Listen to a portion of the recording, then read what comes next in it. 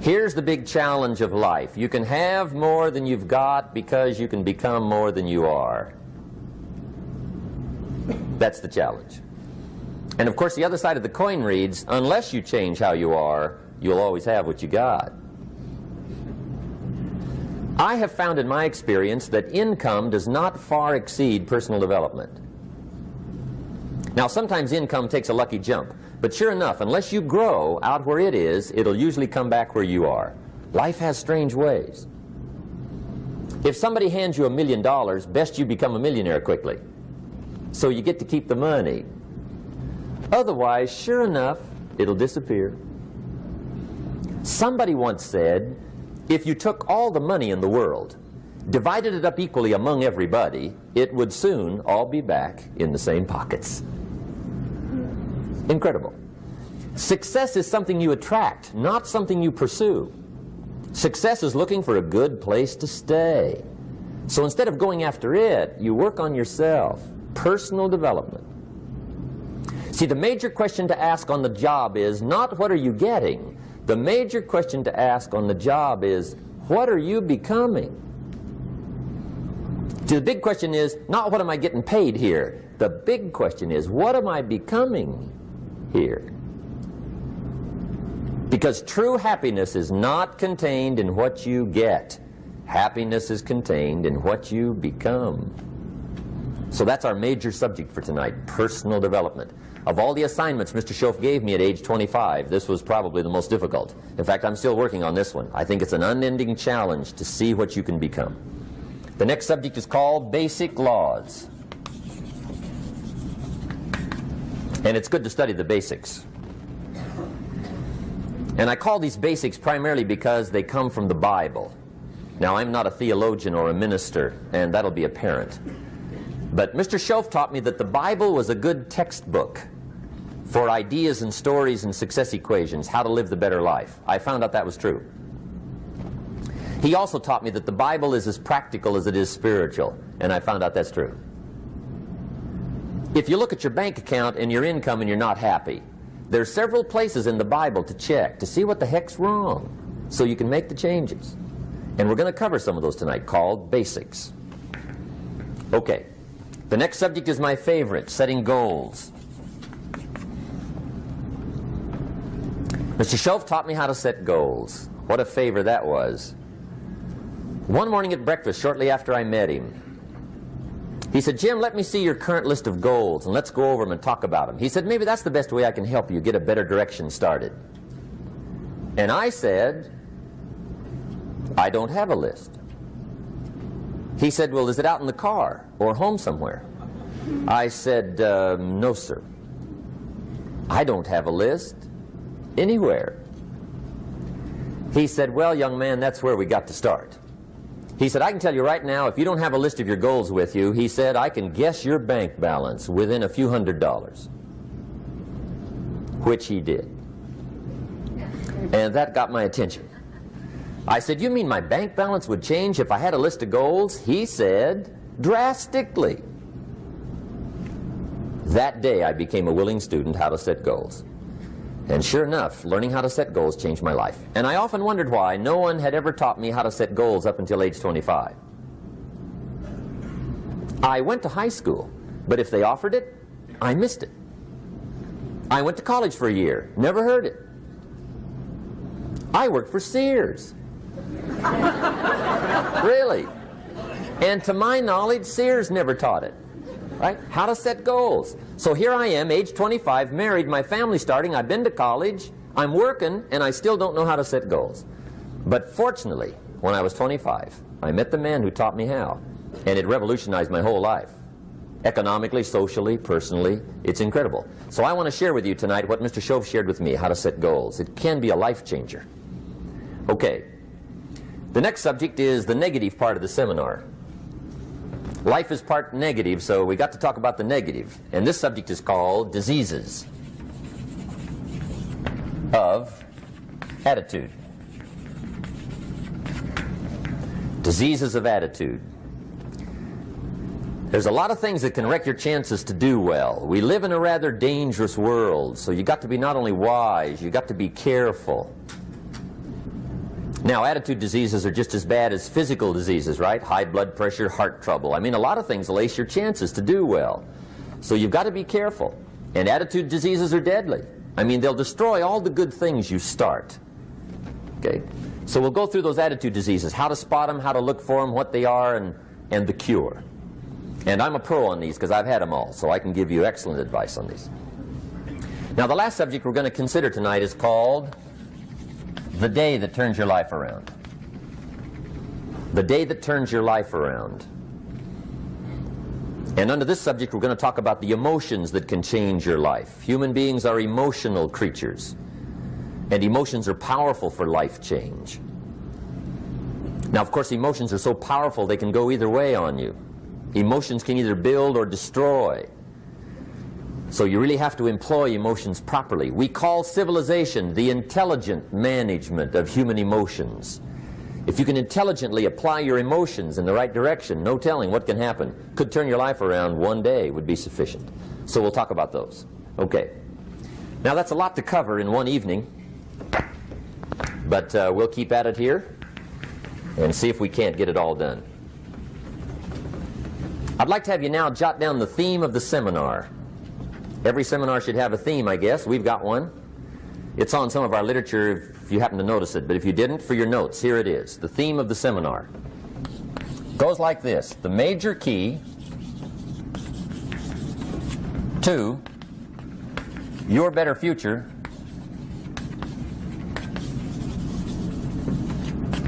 is you.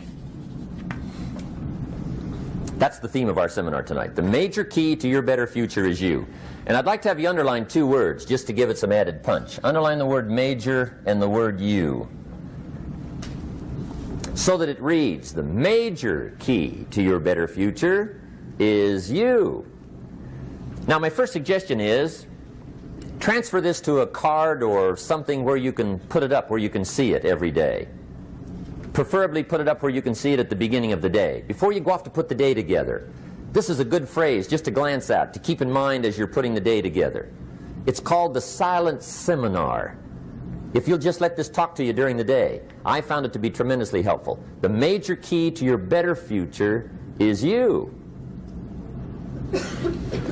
For a big share of my life now, I didn't have this one quite figured out. Among a lot of things I didn't have quite figured out. Many things used to puzzle me back in those early days. I used to wonder why two people could work for the same company, one make twice as much money. Now, see, that used to puzzle me. And maybe they were the same age, graduated from the same school, live in the same community, work for the same company, with the same products and the same services. They've got the same traffic, the same problems, and one makes $1,000 a month, the other one makes $2,000 a month. Now that was my puzzling question. Why would this long list be the same and the money twice as much? I asked, what's the difference between $1,000 a month and $2,000 a month? And I don't mean $1,000 a month, right? I could figure that out. But what makes the difference? Why would one person do twice as well, 3 times as well? Speaking economically. Now, I know there's more than one way to do well. I understand that. But in this little narrow area called compensation, what's the difference? Well, back then, with my faulty thinking, I'm trying to reason it out. I thought, well, maybe time makes some of the difference, right? Some people do better because they have more time. I used to say, Harold ought to be able to do well. He's got a lot of time. If I had all of Harold's time, I could do well. Now, that's got to be dumb, right? Number one, you can't get somebody else's time. A guy says to me one time, he says, you know, if I had some extra time, I could make some extra money. I said, then forget it. There isn't any extra time. Hey, when the clock strikes 12 midnight, that about wraps it up, right? I mean, you can look around the gongs there for a little more, but it's over. You say to the guy, what are you doing? He says, I'm looking for extra time. See, they'll come and take you away, right? There isn't any more time. Now, if you can't get more time, which you can't, what could you get more of that would make a difference in economic results? And here's the key word. Make it a part of your notes. We're going to consider it tonight. The word is value. And I have a little phrase for your notes. Value makes the difference in results. Value makes the difference. You can't get more time, but you can create more value. Now here's the first lesson of economics. Everybody should learn it from the time they're old enough to understand what a dollar means, how to earn one, how to get one, how to keep one, what to do with it. First lesson of economics. We primarily get paid for value. That's lesson one. Bringing value to the marketplace, that's how you get paid. You don't get paid for the time. I know it takes time to bring value to the marketplace, but you get paid for the value, not the time. Now, since that's true, here's one of the key questions of the evening. Is it possible to become twice as valuable at the marketplace and make twice as much money in the same time? Could you become 3 times as valuable? Make 3 times as much money in the same time? Is that possible? The answer is yes, if. And it's always if, right? Life is known as the big if. Harry Truman once said, life is iffy. How true. And here's the big if we're going to consider it tonight. It's possible to do much better at the marketplace if you go to work primarily on yourself. And that's the theme of our seminar tonight. Learning to work primarily on yourself. People have asked me for the last 24 years, how do you develop an above average income? And the answer is, become an above average person. Develop an above average handshake. Some people want to be successful, they don't even work on their handshake. As easy as that would be to start on. They let it slide, they don't understand. Develop an above average smile. Develop an above average excitement. Develop an above average interest in other people. Develop an above average intensity to win. See, that'll change everything. Probably one of the most frustrating experiences in life is looking for an above average job with above average pay without becoming an above average person. It's called frustration.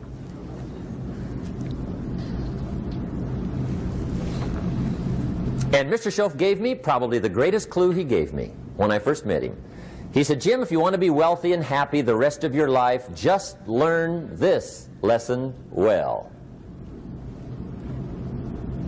He said, learn to work harder on yourself than you do on your job.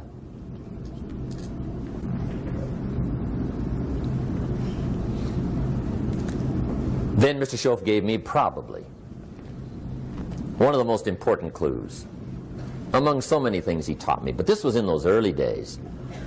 Mr. Schoaf was very kind, but he was also very abrupt. And he had these interesting questions to ask. I'm giving him a little rundown one day on how things hadn't worked out for me. He said, Mr. Rohn, I've got the answer for you if you will listen carefully. And listen carefully I did that day and for the next 5 years. If somebody's wealthy and happy, you gotta listen. He said, Jim, I've only known you a short time. But he said, it's already my honest opinion that for things to change for you, you've got to change. That wasn't quite the answer I was looking for. But that's the answer he gave me, and I pass it along to you on this warm summer evening in Anaheim, California, 1981. For things to change for you, you've got to change. Otherwise, it isn't going to change. Before I met Mr. Schoaf, I used to say, I sure hope things will change. Right? That seemed to be my only hope. If it isn't going to change, I'm in serious trouble.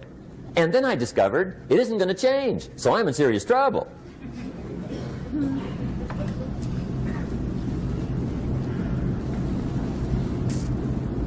See, I can tell you what the 80s are going to be like. You have dropped into the right place. I did a seminar one time for Standard Oil executives and management in Honolulu. And we're having a conference one day on this big conference table. And one of them said to me, Mr. Rohn, you know some fairly important people halfway around the world. What do you think the 80s are going to be like? I said, gentlemen, I do know the right people. I can tell you. So they all listened very carefully. And I said, gentlemen, based on my wide experience, I can really honestly say to you, in my opinion, in the 80s, it's going to be about like it's always been. Aren't you glad you came? That's inside. I don't pass that around just everywhere. Now, of course, I said that to make a point, but I also said it because it's accurate. It's going to be about like it's always been. It isn't going to change. The tide comes in, and then what? It goes out. For 6,500 years that we know of, recorded history, and probably long before that. So it is not going to change. It gets light, and then what? It turns dark. 6,500 years. See, it's not likely to change. And we're not to be startled by that. And if the sun goes down, the guy says, what's happened, what's happened? It means he hasn't been here long, I guess, right? It always goes down about this time. The guy says, well, I don't like that arrangement. Well, you got to talk to somebody besides me, right? It gets light, then it turns dark. In rotation, the next season after fall is what? Winter. Pray tell, how often does winter follow fall? Every year regularly for the last 6,500 that we know of. See, it is not going to change.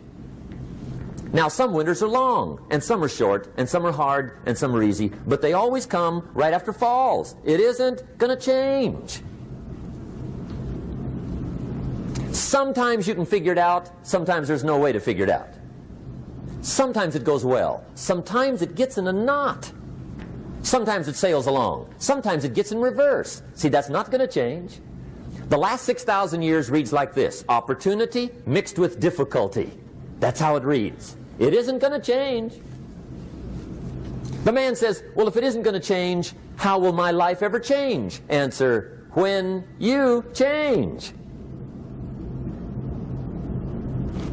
And whether I'm talking to high school kids or business executives, my message is always the same. And it goes like this: the only way it gets better for you is when you get better.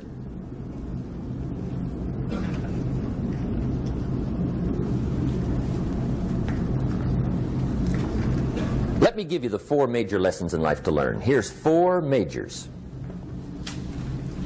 It's good to study the majors. In our weekend seminar we teach, some people don't do well because they major in minor things. You've got to be on the lookout. At the end of every week, end of every month, you've got to check, make sure you're not spending major time on minor things. We go through that whole series. Majors and minors. Now, let me give you 2 phrases before we get to the 4 majors. This will set it up and you'll see where I'm going. 2 key phrases for your notes. Here's the first one. Life and business is like the changing seasons. That's the first phrase. Life and business is like the changing seasons.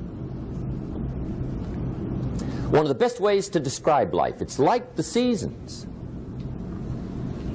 Frank Sinatra sings, life is like the seasons. Now here's the second phrase. Very important. You cannot change the seasons, but you can change yourself. You can't change the seasons, but you can change yourself. And see, that's how life gets better for you, not by chance, but by change. Now, here's the 4 major lessons in life to learn.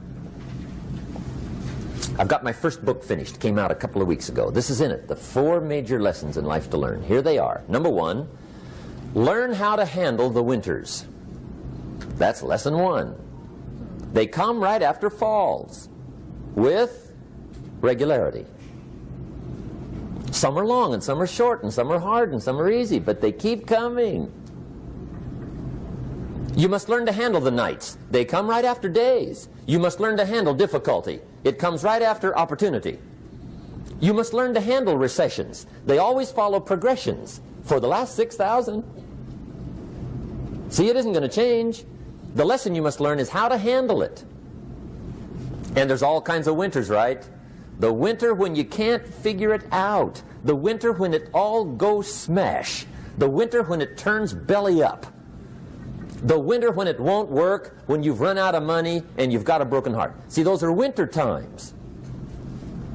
There's all kinds. Economic winters, social winters, personal winters. When your heart is smashed in 1,000 pieces and the nights are unusually long, your prayers seem to go no higher than your head. It's wintertime. Barbra Streisand sings, "It used to be so natural to talk about forever, but used to be's don't count anymore. They just lay on the floor till we sweep them away. You don't sing me love songs, and you don't say you need me, and you don't bring me flowers anymore." A song of winter. But see, the disappointments come. Those are normal. That's part of life. But the question is, how do you handle it? How do you handle the coming winters and the disappointments and the downtimes? Well, you can't get rid of January by tearing it off the calendar. But here's what you can do. You can get stronger, you can get wiser, and you can get better. The winters won't change, but you can. And that's how life changes for you. See, before I understood, when it was winter, I used to wish it was summer. I didn't understand. When it was hard, I used to wish it was easy. I didn't know. And then Mr. Schoaf gave me a part of his very unique philosophy when he said, "Don't wish it was easier, wish you were better." See, that triggered my whole life change. Don't wish for less problems, wish for more skills. Don't wish for less challenge, wish for more wisdom. That's the key. So that's lesson one, learn how to handle the winters. Here's lesson two, learn how to take advantage of the spring. That's the second one. Spring is called opportunity. And spring follows winter. What a great place for it. If you were going to put it somewhere, that'd be the place to put it, right after winter.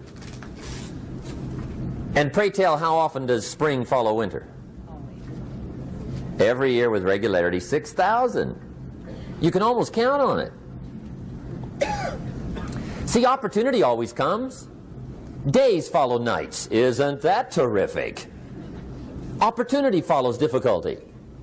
But here's what you must learn to do. Underline these two words in that key phrase. Take advantage. Underline those two. You must learn to take advantage of the spring. See, just because spring rolls around is no sign you're going to look good come fall. You got to do something with it. In fact, you have to get good at one of two things in life. Planting in the spring or begging in the fall. Or get somebody to do it for you. See, those are about the only alternatives.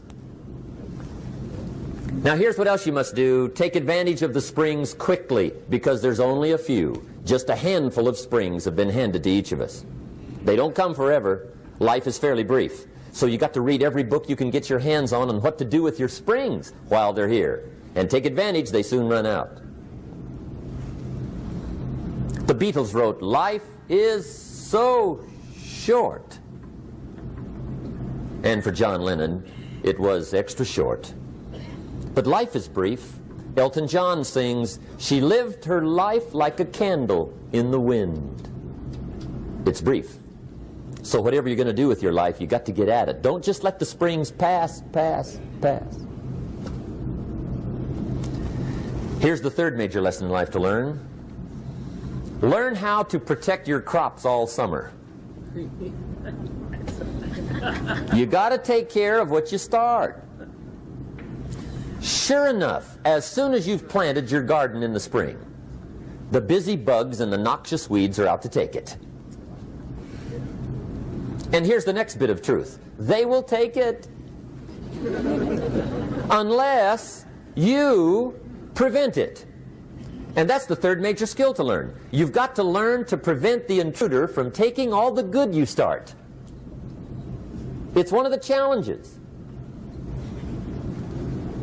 Here's two key phrases under number 3. First one, all good will be attacked on this planet. Maybe not the next one we get to, but on this one, all good will be attacked. Every garden will be invaded. Not to think so is naive. And here's the second phrase. All values must be defended. Political values, social values, community values, family values, marriage values, friendship values, business values. Every garden must be tended all summer. Third major lesson. Now here's number 4. Fourth major lesson in life to learn. Learn how to reap in the fall without complaint. Learn to reap come harvest time without complaint. Take full responsibility for what happens to you. It's one of the highest forms of human maturity, accepting full responsibility. It's the day you know you've passed from childhood to adulthood, the day you accept full responsibility. And another note, learn to reap in the fall without apology. Without apology if you do well, and without complaint if you don't. That's maturity. I used to have that long list of reasons why I wasn't doing well. To explain. You got to explain, right? Otherwise you're going to look bad. I used to have this funny list called Reasons for Not Looking Good.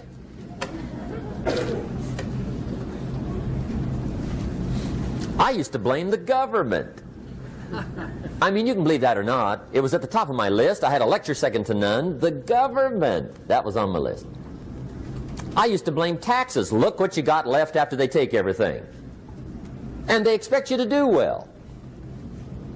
That was on my list there. Prices, that one's easy, right? You walk into the supermarket with $20, come out with a little half bag. So I had that on my list. I used to blame the weather. I blamed the traffic. I used to blame my car. I blamed the manufacturers. I used to blame the company. I blamed company policy. I used to blame the training program. I blame my negative relatives. They were always putting me down. I blame my cynical neighbors. They're just selfish, looking out for themselves. Won't loan you money? They were on my list.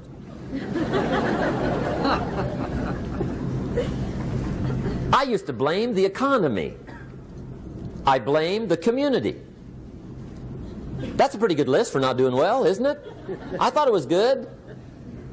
I'll never forget one day, Mr. Schoaf was very kind, but he was also very blunt. And this was no exception. And I'm glad he was blunt. There's a lot of things I'd have missed if he hadn't have been blunt. One day, with sort of a curious look on his face, he said, "Jim, just out of curiosity, tell me, how come you haven't done well up until now?" Excellent question.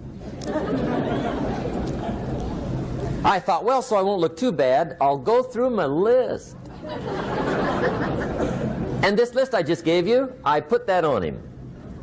And he was very patient. He let me go through the whole thing, the government, the weather. I went through this whole thing. When I finished, he looked my list over very carefully. He said, "Mr. Rohn, big problem with your list. You ain't on it." How brilliant.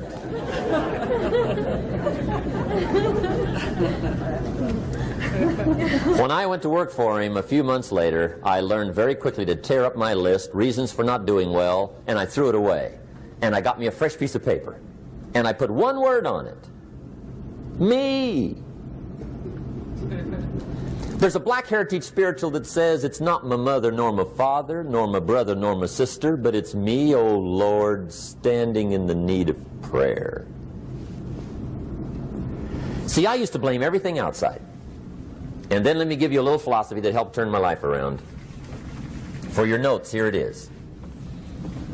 It's not what happens that determines the quality or the quantity of your life. It's not what happens.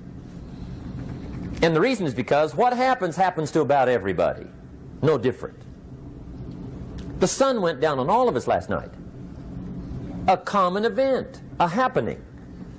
And I found out that the same things can happen to two different people. One gets rich and one stays poor. Why is that? It's because it's not what happens, but rather it's what you do that changes everything. So that's a key phrase. It's not what happens, it's what you do. What happens is about the same. You might put that in parentheses here. Same. What people do, that's what's different. Anything can happen, right? Everything can happen. I've heard all the stories. I've been one of the stories. Hey, we could all tell stories all night long, right? Happenings. Anything can happen. Have you heard of Murphy's Laws? Anybody here heard of Murphy's Laws? Okay, most of you have. Murph had these laws. One of them was, if anything can go wrong, it will. That's one of Murphy's Laws. He was not one of the great positive speakers of the day. But anyway, it's still true though, right? Anything can go wrong, everything can go wrong. For sure. I've fallen out of the sky so many times. Once to the tune of a couple of million. Devastating. Took me a while to survive that one. Now, it wasn't all that much, but it was all I had. Right? I mean, that's when it's much, right? When it's all you got. If you got 3, 2 go, you got 1 left, you ain't looking that bad. But when it all goes. Has anybody been there when it all went? Anybody? Come on, the rest of you liars. Go ahead. Hey, we've all been there, right? When it all went. Of course, it used to be a long time ago, right? When you ran out of money, got to 0, you were all through. Heck, now you can whistle right on by 0, right? I mean, they will bury you. That's what they will do.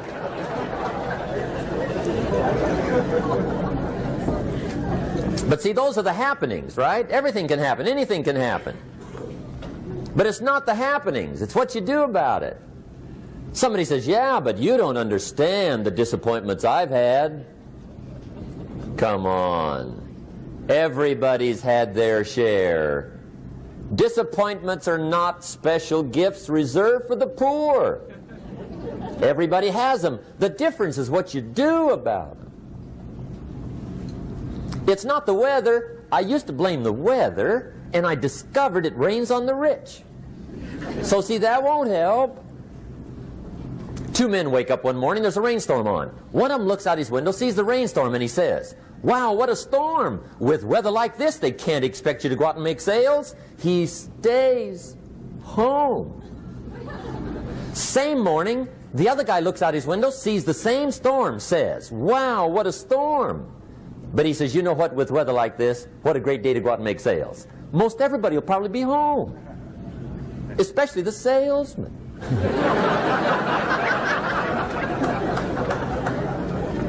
See, that's the difference in how your life works out. It's not what happens, it's what you do. So here's one of the key questions of the evening. Starting tomorrow, what are you going to do that'll make a change in your life's direction?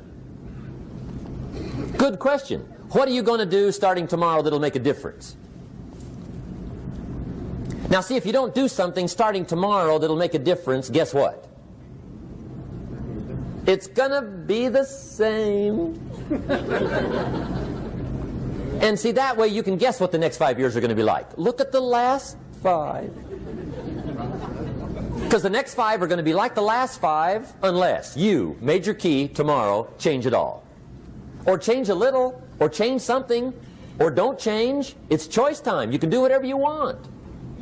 But it's nice to know any day you wish you can change your whole life.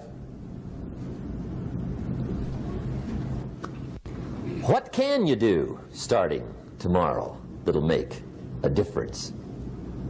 Good question. What can you do with economic chaos, massive disappointment? What can you do with a broken heart? What can you do when it won't work? Good question. So if I had a word with you tonight, one-on-one, Just you and me. I think my personal advice to you would be, this year, 1981, reach down inside of you and come up with some more of those remarkable human gifts. They're there, waiting to be utilized. And then change anything for you you want to change. And I challenge you to do that because you can change. If you don't like how it is for you, change it. If it doesn't suit you, change it. If it doesn't please you, change it. If it isn't enough, change it. And I challenge you to do that because you can change. See, you don't ever have to be the same again after tonight, only by choice. If you don't like your present address, change it. You're not a tree.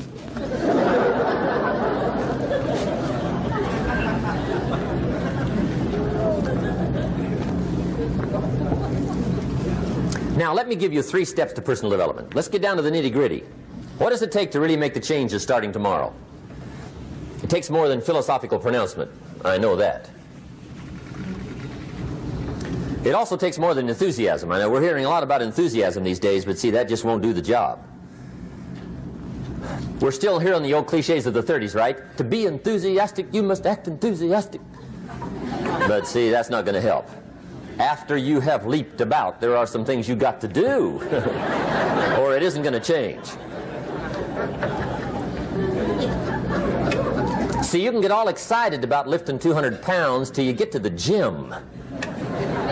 And then you need a new excitement. And the new excitement is called discipline. Major step to human progress. Discipline. If there's one thing to get excited over, that's it. Get excited over your ability to make yourself do the necessary things. What could you make yourself do starting tomorrow that would change it all? No! Tell him. Now, see, that's exciting. On any given day, you can massively change the direction of your life.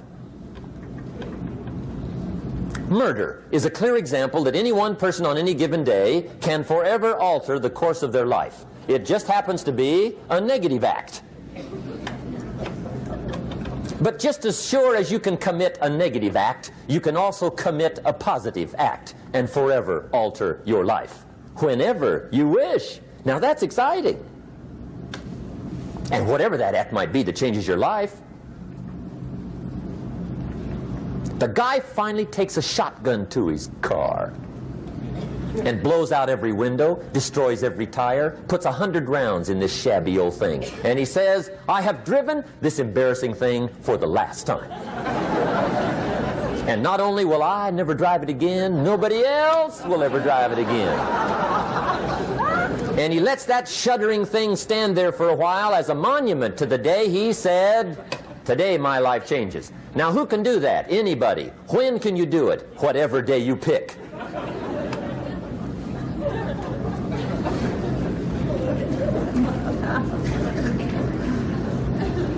Now here's the key to discipline.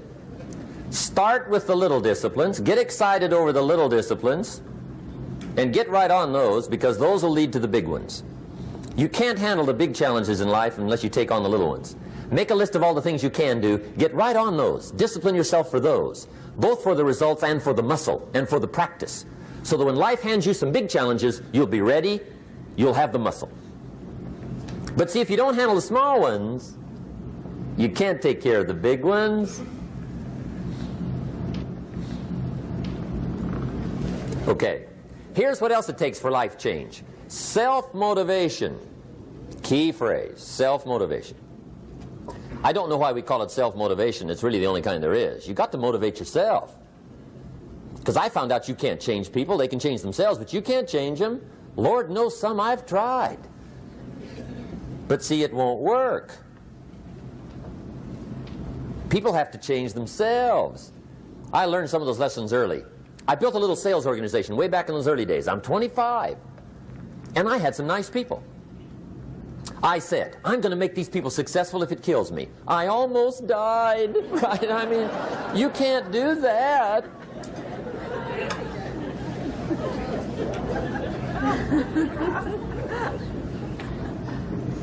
See, I've discovered this. Good people are not trained, they're found. You find good people. You don't make them good, you find them good. Training really is for the purpose of finding good people. You don't need much instruction for a good person. Too much training probably means you got the wrong people.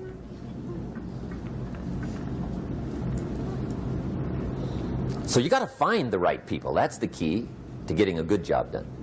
One of the major things we learn in management, lesson 1, don't send your ducks to Eagle School.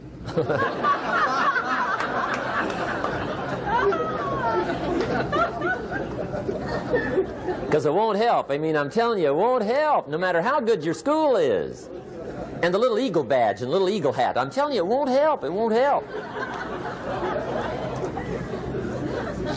You can tell whether your school's done any good, right, is when it's over, right? The duck goes for his first rabbit and makes him a friend. You say, no, no, no. Anyway, so it takes self-motivation to really alter your life. And you don't want to give self-motivation away to somebody else and make it somebody else motivating you. The guy says, boy, if somebody just come by and turn me on. What if they don't show up? Right? See, you got to have a better plan for your life. Okay. Now, if you're excited and you're ready to change, let me give you 3 steps to start life change that can change your life, your personality, your lifestyle, everything can change. Here's the steps. Number 1, find out how things work. The first key to doing better is find out. To change your life, really, you need ideas. There isn't anything an idea can't change. And Schoaf taught me the major problem is lack of an idea, not a problem. At first I didn't have any money. I said to Mr. Schoaf, I don't have any money. He said, that's not a problem. Now see, up until then I always thought it was. Right? I was confused. He said, no, no, the problem is lack of an idea on how to create money and wealth. It isn't lack of money, it's lack of ideas. So if you get the ideas, see, you can change anything. Now to get ideas, you need a constant study of finding out. Now Schoaf also said, when you find out something that works, put the information in your journal. Don't use your head for a filing cabinet. Put it in your journal so that you can do the next best thing. Repetition, repetition, repetition. Go over it. And if you repeat it, go over it, sure enough, someday, some mysterious day, the idea takes root, starts to grow, and shows up in your bank account, and your dress, and your personality, and your lifestyle. But capture the ideas in your journal. Find out how things work. Schoaf gave me this word for my life change. He said, study. Great word. If you wish to be successful, study success. If you wish to be happy, study happiness. If you wish to be wealthy, study wealth. Don't leave it to chance. Make it a study. Some people just go through the day with their fingers crossed. See, that won't do it. You've got to study the things that can change your economic, social, spiritual, personal life. Now here's a qualifying phrase. And we'll have several of these qualifying phrases throughout the seminar. Here's the first one. You may not be able to do all you find out. I understand that. You may not be able to do all you find out, but you should find out all you can do. See, you don't want to wind up at the end of your life and discover that you've lived only 1/10 of it. And the other 9/10 went down the drain. Not for lack of opportunity, for lack of information. So that's number 1, find out how things work. Now here's the best human virtue for finding out, curiosity. Make a note of that. Curiosity. Be curious. You might add a word to it that'll help. Childish curiosity.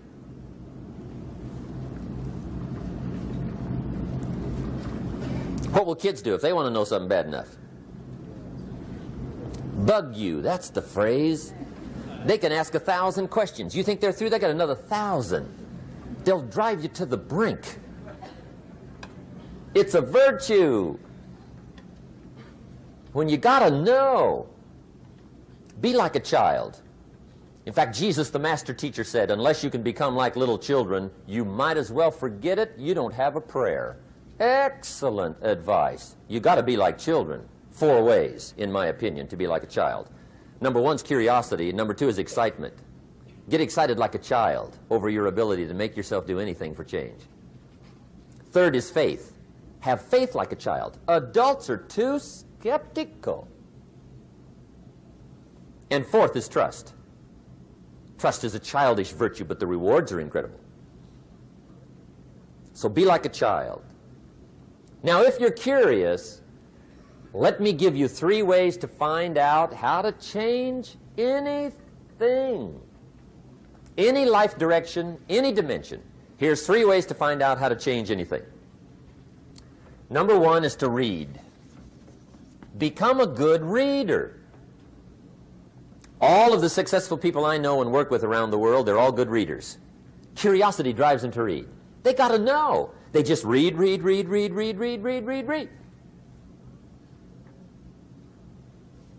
Become a good reader.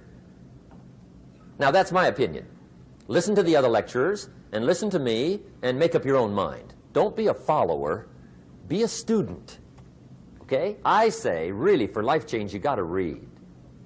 One way to learn is from your own experiences, but another way to learn is from other people's experiences. See, one book might save you 5 years if you read it. Did you know there's books on how to be stronger, more decisive, be a speaker, be a leader, have a better effect on other people, develop your personality? Did you know there's books on that? And people don't read them? How would you explain that? And they can read. Did you know that hundreds of successful people have written their stories in books and they wrote down how they did it and people don't read it? How would you explain that?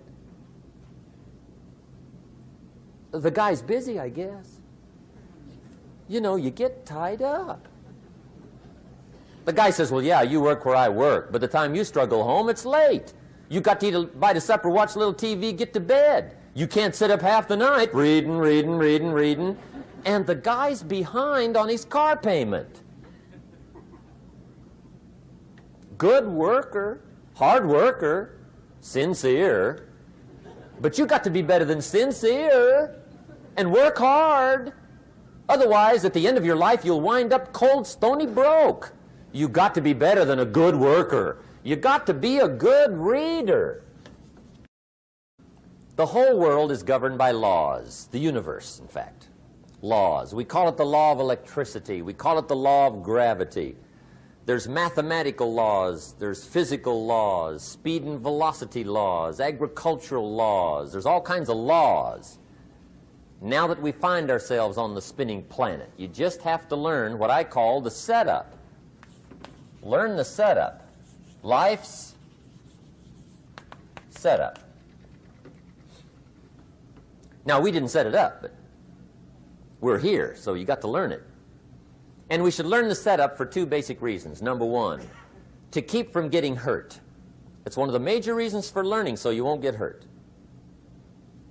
See, economically, socially, personally, you can get hurt just not knowing.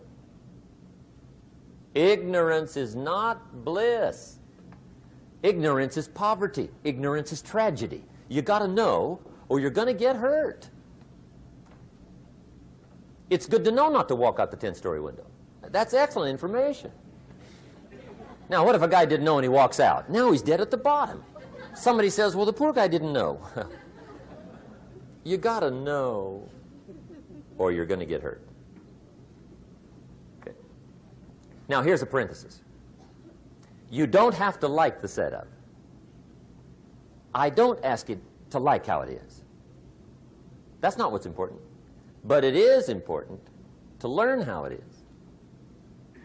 Okay? So you don't have to like it, but you should learn it. That's what I tell the kids, right? Make sure you get the information. What you think about it, that's up to you. What you're going to do with it, that'll soon be up to you. But make sure you get it. See, there's nothing worse than being stupid. Nothing.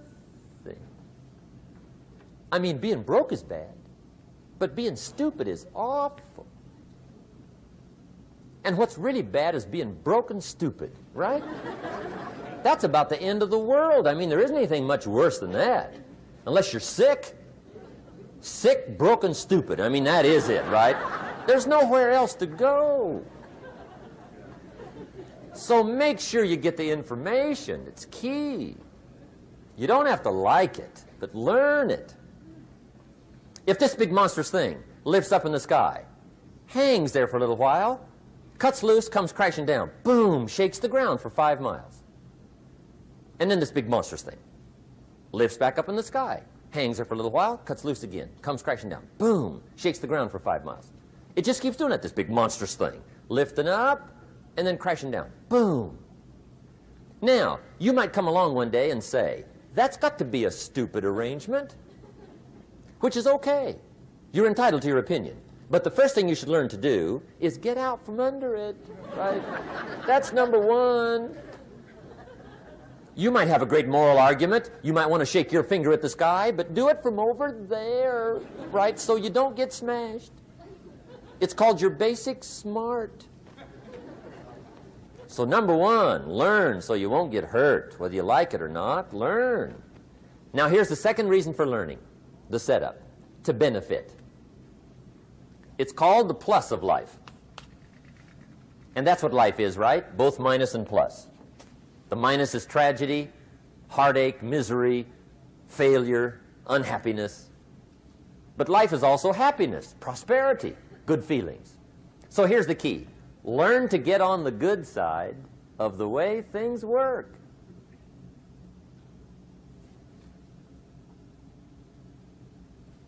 Now, here's 2 of the basic laws, and we'll take our break. Shof taught me these. They come from the Bible. Now, again, I'm an amateur, okay? When it comes to the Bible, I'm not a pro. So you'll sort of have to take my way of putting it. But here they are. The first one is the law of use. The law of use. And it goes something like this. Whatever you don't use, you lose. Lack of use causes loss.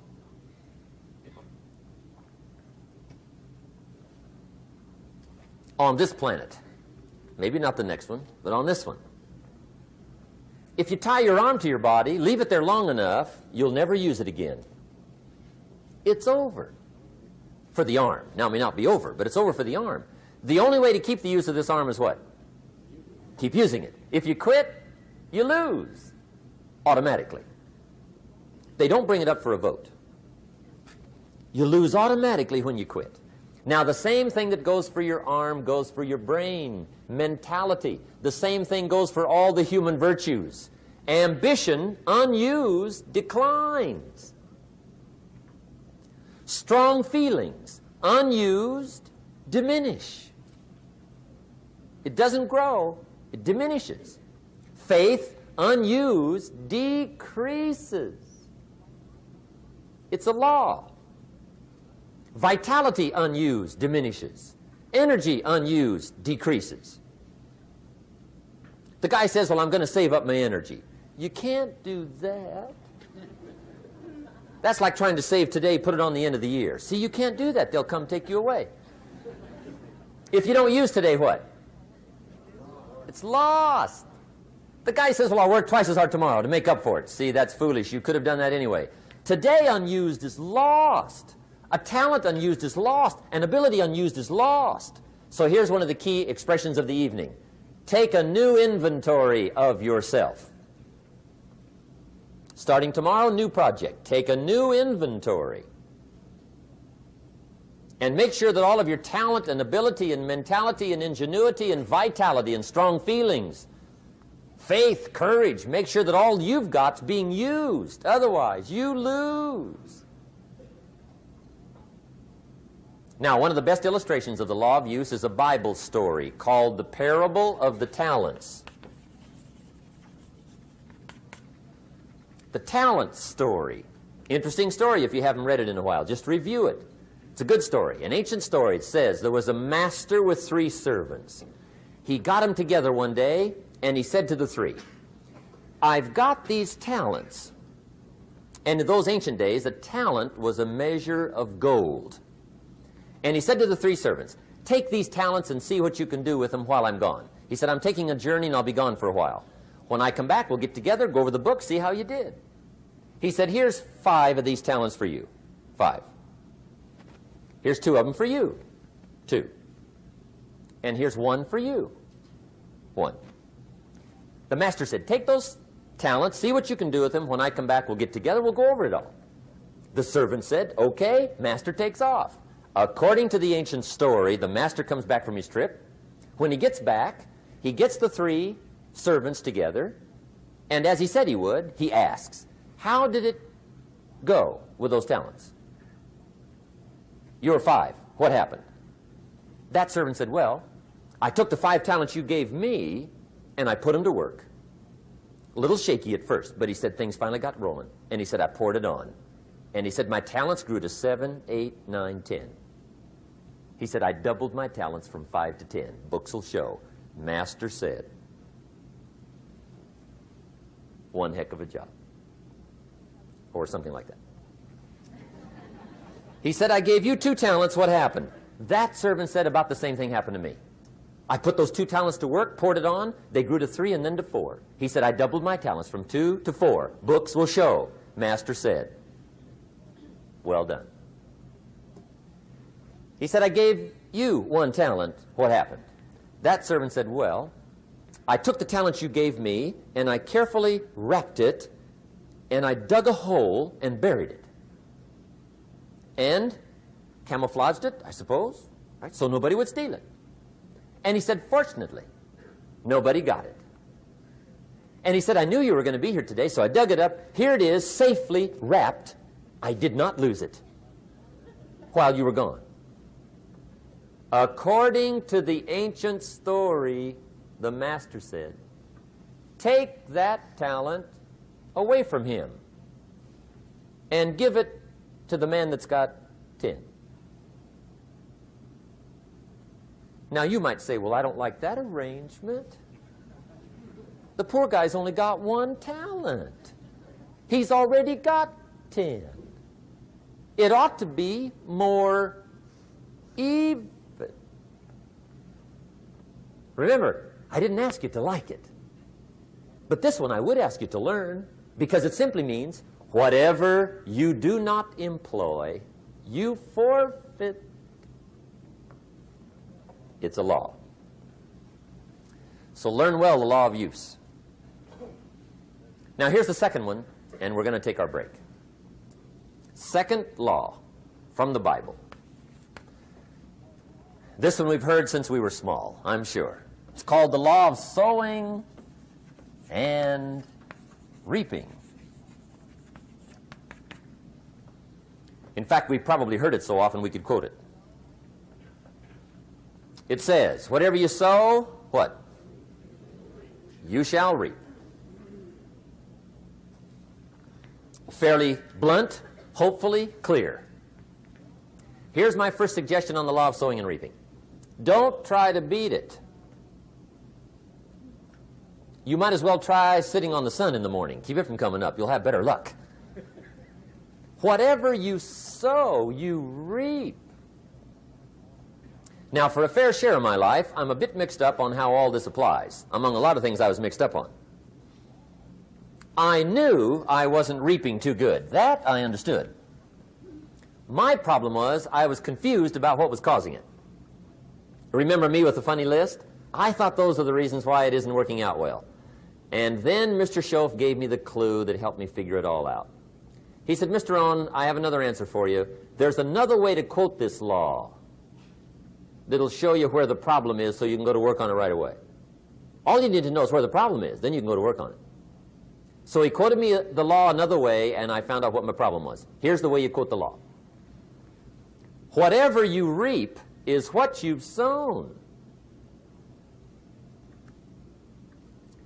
Now I knew what my problem was.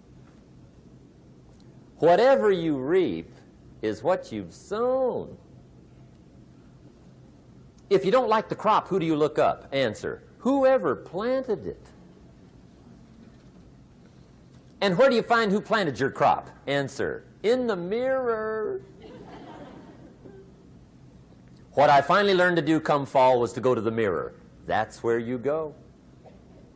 And if necessary, you say, a few skinny carrots? I got to be unimpressed. Where were you last spring? Asleep. Didn't you read the books? Did you break your hoe? Let me give you 7 key points to the law of sowing and reaping. Let's tick right down through the list of 7, and it'll be break time. 7 points to sowing and reaping. Here's part of the philosophy that really helped me to make some changes in life direction. Number 1, the law of sowing and reaping is negative. That's number 1, which simply means if you sow bad, you reap bad. Now, this is kind of 3rd grade, but it doesn't hurt to go over the basics. If you plant thistle seeds, you don't get pumpkins. Honest, no use looking for pumpkins. John says, how come no pumpkins? Come on, John. The law's negative. That's how come. Now, here's number 2. The law's positive, which simply means if you sow good, you reap good. If you plant pumpkin seeds, you don't get thistles. Not from pumpkin seeds. Mother Nature won't pull tricks on you over in the corner snickering and pushing new thistles and you planting pumpkin seeds. She won't do that. You will get pumpkins from pumpkin seeds, and the reason is because the law is positive. Now, here's number 3. I got excited when I found out the full dimension of this. See, you do not reap what you sow, but rather you always reap much more than what you sow. So the 3rd key word is more. You don't get back what you put out. You get back much more than what you put out. And it works both positive and negative. On the negative side, it said, if you sow to the wind, you reap the whirlwind. So you've got to get ready for that, or you will be naive. See, anybody can, whether you will or not. See, that's the question. And here's a good question to ask. We are all buying somebody's plan. The question is, whose? Who's got you talked into doing what you're doing? Who's got you talked into your present plan? See, 10 years from now, you will surely arrive. The question is, where? But see, anybody, if you want to, can go searching for a good plan, pick it, and start working it. And sure enough, as the time passes, as it surely will 5 years from now, 10 years from now, then you'll be winding up wearing what you want to wear, driving what you want to drive, living where you want to live, become what you want to become. But now's the time to fix the next 10 years. And who can? Anybody. Here's number 6. The 6th key to sowing and reaping. This is leveling with you now, as we promised to do. There's one thing better than the truth, and that's the whole truth. And here's part of the whole truth of the law of sowing and reaping. Number 6 is, you could lose. There are times when you just lose, no matter what you do. It's that kind of planet. You reap what you sow, yes, but... What does that mean? Yes, but, well, the farmer plants his crop in the spring, takes care of it all summer, loves his family, works 10, 12 hours a day, 6, 7 days a week, is an honorable man. Come fall, he's got a beautiful crop, and he deserves every bit of it. But the day before he sends the combines into the field, a hailstorm comes along and beats it all in the ground, which means you lose. Somebody says, well, what did he do wrong? Answer, nothing. It's just that kind of planet. Sometimes it's going to hail on your crop and rain on your parade, so you got to get ready for that or you will be naive. That's just part of the life arrangement. And don't press me why. I was not in on some of the original decisions here, so I don't know how it got set up. But there's just times, sometimes you lose. That's part of life. But now here's number 7. The 7th key to sowing and reaping. And it goes like this. It's just another way to quote the same law. And it goes like this. If you don't sow, that's just another way to quote the law. If you don't sow, what? You don't reap. You don't even have a chance. So if you looked at your game plan tomorrow, you might come to the quick conclusion, I got to get some sowing going. How true. Get you some sowing going. And remember, you've got plenty of time. You've got all the time there is. Some people spend enough TV time to make a fortune. The latest article on television watching in this country, according to the latest article, the average television is on in this country in every household 7 hours a day, called the Big 7. I asked a guy one time what his TV cost. He said about $450. I said, you forgot to look at the price tag. He said, what do you mean? I knew he was a TV watcher. I said, that television costs you, in my opinion, at least $12,000 a year.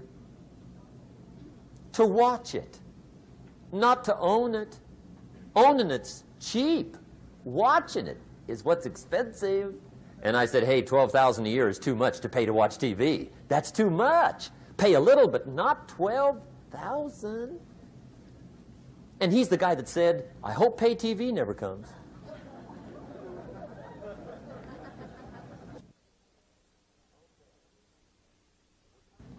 Okay. We're trying to cover an awful lot tonight. I realize that. But my time schedule is such that we just have to sort of give it all to you and let you sort the rest out. I wish we had plenty of time for questions and answers and that whole thing, but our time is just limited. But we are trying to go through an awful lot. I realize that. But looks like everybody's getting it. This is about the note-takingest crowd I've seen in a long time. Incredible. Does anybody have 5 pages yet? Anybody? Oh, fantastic. Incredible. Okay. Maybe you heard the story about the preacher down in Texas, southern part of the country. He was an evangelist back in the horse and buggy days. And he was very good at being an evangelist, and a lot of people used to come and hear him preach. And one day he put up his tent in one of these Texas towns and expected a big crowd as usual, come and hear him preach. And he got there, first night of the tent revival, walked in. 7:30, time to start. And to his surprise, the tent was empty. He thought, well, something must be drastically wrong. So he waited till 7:45, nobody showed up. 8 o'clock, zip. Finally, 8:15. One lone cowboy wandered up on his horse, tied his horse up outside, came in, sat down on the front bench, right, waiting for something to happen. The preacher thought, well, at least I better go down and talk to the cowboy. So he walks down, talks to the cowboy, and he says, cowboy, I'm the preacher. And he said, I don't know what to tell you. Something's gone wrong. He said, this tent was supposed to be full of people. He said, I'm embarrassed. He said, you're the only one that showed up. And he said, I really don't know what to do.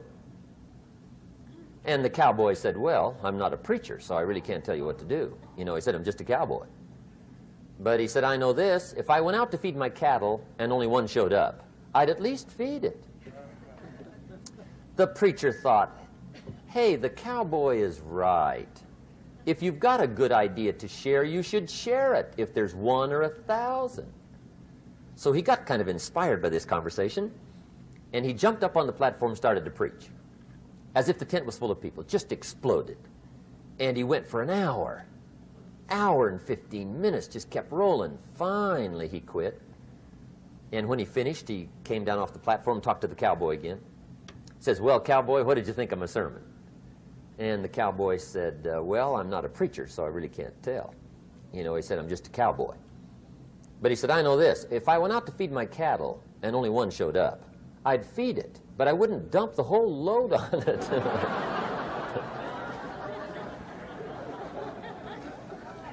So anyway, if it seems like we're dumping the whole load tonight, I guess we are. But gosh, everybody's doing well. I'm having a good time. I appreciate the response here tonight. Okay, the next subject is setting goals. Let me show you what turned my life every way but loose. Mr. Schoaf dropped this idea on me, changed me completely. Setting goals. Here's what can easily happen if you don't set goals. It's easy to let life deteriorate into making a living instead of designing a life. And we all have a choice: make a living or design a life. It's easy to get trapped by economic necessity and settle for existence rather than substance. That's easy. But the best advice I can give you on how to break out of that trap is to learn how to set goals. Mr. Schoaf put it to me this way.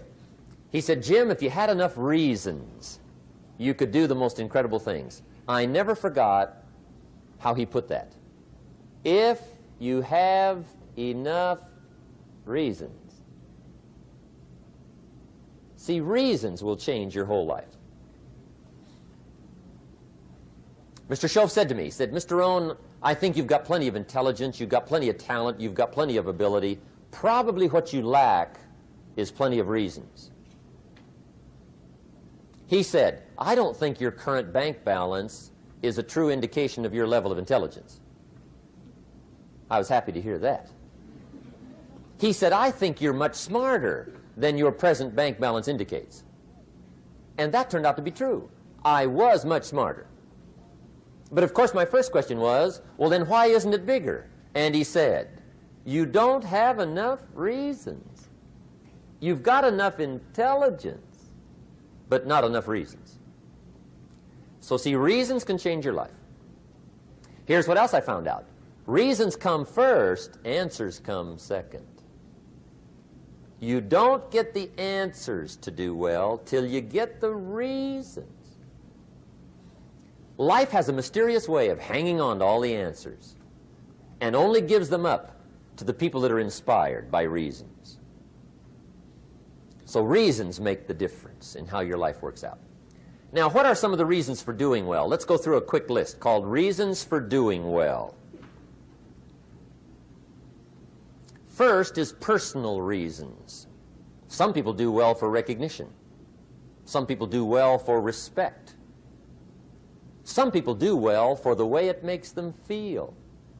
They love the feeling of being a winner. Those are good reasons. I have some millionaire friends that keep working 10, 12 hours a day, making more millions. And it's not because they need the money.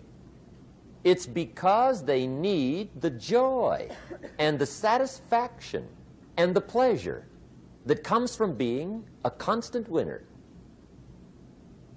And see, it's not just the money anyway. It's the journey, not the money. Once in a while somebody says to me, boy, if I had $1 million, I'd never work another day in my life. That's probably why the good Lord sees to it they don't get their million, right? They'd quit. They'd quit. Okay. Next is family reasons. Some people do extremely well for other people, and that's powerful. Human beings can greatly affect each other. Sometimes we will do things for somebody else we will not do for ourselves. We're made that way. I met a man one time who said, Mr. Rohn, to do all the things I want to do with my family around the world, he said, I got to have at least $250,000 a year. I thought, incredible. Could a guy's family affect him that much? And the answer is, of course. How fortunate are the people that find themselves greatly affected by somebody for personal achievement. And we are affected. The writer of a recent song said, "If not for you, the winter would hold no spring, couldn't hear a robin sing. I just wouldn't have a clue if not for you." So we can be affected. That might be one of the most stimulating reasons to do well, finding somebody. When Andrew Carnegie died, the wee little Scotsman that built the big steel industry, when he died, they opened up his desk, and in one of the desk drawers, they found a slip of paper. On that piece of paper, Mr. Carnegie had written his goal for his life, and he wrote it when he was in his 20s. And on that piece of paper, it said, "I'm going to spend the first half of my life accumulating money. I'm going to spend the last half of my life giving it all away." What a goal. He got so inspired by that goal that the first half of his life, he accumulated $450 million. And the last half of his life, he gave it all away. Good question tonight. What's got you turned on? What's got you bombed out of sight to get up early and stay up late and hit it all day? Next question. What's got you turned off? When I found the answers to those two questions, my life exploded into change. I finally found out what had me turned off, and I got that cured. And then I got me a long enough list of reasons to turn me on. And once the lights went on for me, age 25, they've never gone out. I've fallen out of the sky a few times, but I've never lost that drive to make something unique out of my life. See, reasons altered my whole life. Now, there's another list of reasons called nitty-gritty. Hard little reasons. Sometimes those little reasons are the most powerful reasons that can change your life. Sometimes it doesn't take much. I now carry several $100s in my money clip. It's only a few $100s, but it was one of those reasons turned my life around.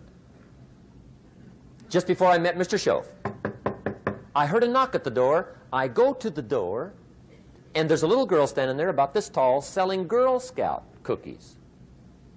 And she gave me one of the finest sales presentations I've ever heard. Special deal, several flavors, this whole package of stuff, $2.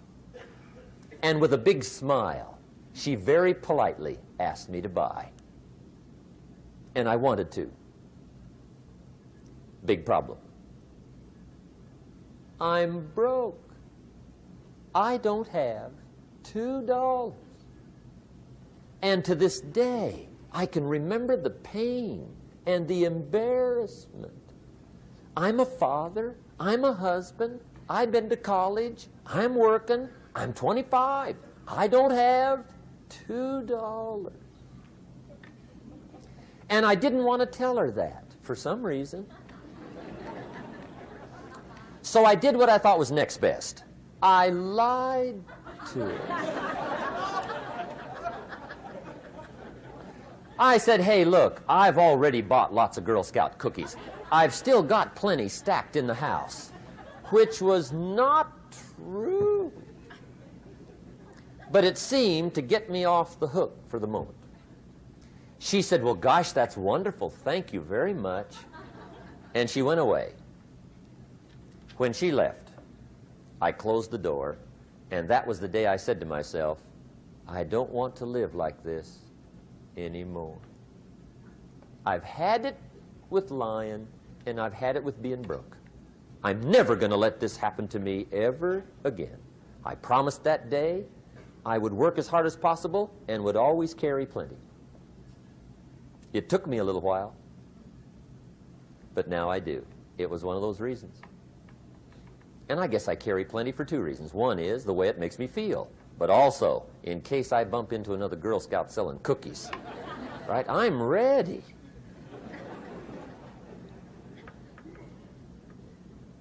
I walked out of the Bank of America one time up in Saratoga, California, where I used to live. Two little girls selling candy right outside the bank. Good place. Some girls' organization they're working for, right? I come walking out of the bank. This first little girl walks up to me. She said, "Mister, would you like to buy some candy?" I said, "I probably would." "What kind is it?" She said, "It's almond roca." I said, "My gosh, that's my favorite." She said, "Wonderful." I said, "How much is it?" She said, "It's just $2. I thought, incredible. I said, "How many boxes of that candy have you got?" She said, 5. And her little friend was standing there. She was selling candy too. I said, "How many boxes have you got?" She said, "I've got 4. I said, "That's 9. I'll take them all." They said, "Really?" I said, "Yeah, it's my favorite. I've got some friends. I'll pass them around." They got so excited, put all this candy together. I reached in my pocket, gave them the $18. When I've got the candy and they've got the money, that first little girl looks up at me. She says, "Mister, you are really something."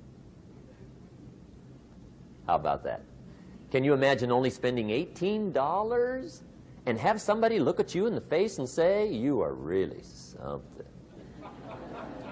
Now you know why I carry heavy, right? I'm not going to miss anymore. It was just one of those reasons. Helped to change my life. One of my nitty-gritty reasons was budget finance. Budget finance used to grind my soul.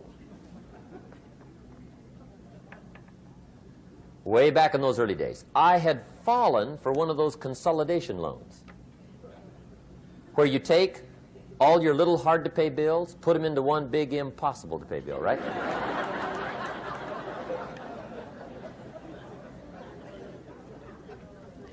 I would get 4 or 5 payments behind. This one guy used to call me day and night. I don't think they're allowed to do that anymore. Harassed me. Threatened to run me in front of the judge. Threatened to ruin my credit. Threatened to embarrass my family. One day he said, "We're going to come get your car, drag it rear end up down the street in front of your neighbors." The guy even called me a flake. And back in those days, I'm broke, I'm pitiful, there's nothing I can do about it. But I never forgot how the guy treated me. And when I met Mr. Shoaf and I got my life straightened out and the money started to flow, that was one of my first projects, budget finance. I poured it on day and night. I finally put all the money together I owed him, which was considerable. I picked a day for the payoff. And when the payoff day came, I put the money in small bills in a big briefcase. And I walked into the budget finance office on Wilshire Boulevard in Los Angeles. The guy who harassed me so often, his desk was about 3 back. I walked right up to his desk, startled him. He wondered what I was doing there. It was the first time I'd been there since I'd borrowed the money, right? Without saying a word, I opened up this briefcase, dumped this pile of money all over his desk. I said, "Count it. It's all there. I will never be back." And I turned around and stormed out. Now, that might not be noble, but if you haven't tried it, you've got to one time.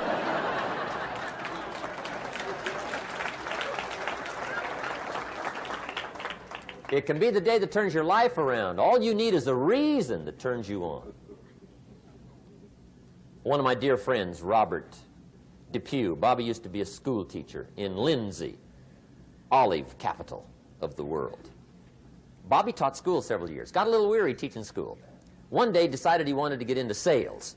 So without telling anybody, he just up and quit his job teaching school and jumped into sales. When he did, his brother made fun of him, laughed at him, put him down, said Robert's lost his mind. Had a good job teaching school. Now he thinks he's a salesman. He's going to go down the drain, lose everything. Just put him down something fierce. Bobby said, the way my brother acted when I got into sales, he said, that made me so mad. I decided to get rich. And my question for you tonight is it possible to get that mad? Of course. Wealth is not a matter of intelligence. It's a matter of inspiration.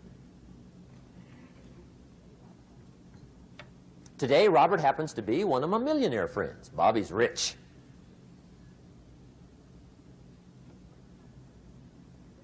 Frank Sinatra said one time, the best revenge is massive success.